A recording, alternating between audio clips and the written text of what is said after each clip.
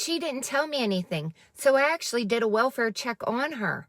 Those were the words of Domenic's grandmother. She says the last time she reached out to Domenic's mother, Nickolle, was in July 2021. She was trying to see her grandchildren, but she says she discovered through social media that Nickolle had moved to Texas, so she reached out.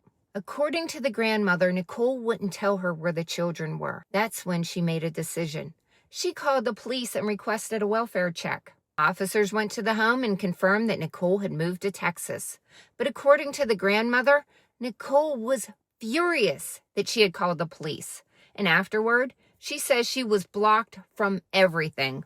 At the time, the grandmother didn't know what Nickolle was allegedly hiding, but the truth would eventually come out in court. Nickolle later testified against her boyfriend, Daniel Garcia, describing horrific abuse involving her 5-year-old son, Domenic. According to her testimony, Daniel would beat, torture, and starve the little boy. She testified that Daniel became angry when Domenic didn't answer quickly enough, wouldn't stay quiet, or didn't eat fast enough.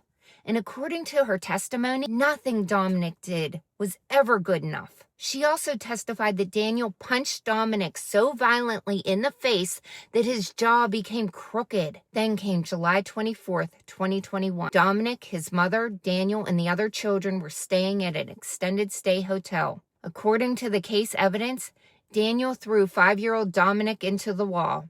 Domenic began vomiting a dark substance, and a few hours later, he was dead. But what happened next is even more disturbing.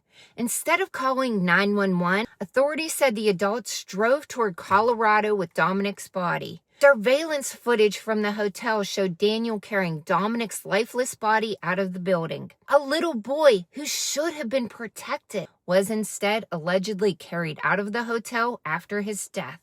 And there was another heartbreaking witness. Daniel's own daughter was only 4 years old when this happened. 3 years later, she testified in court. When asked about her father, she said she was afraid of him.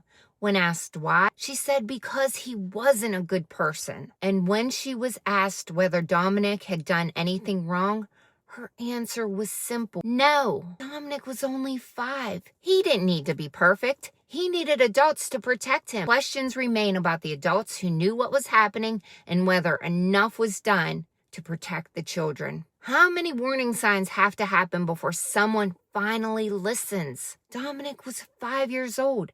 He deserved safety. He deserved protection. And most importantly, he deserved to come home alive.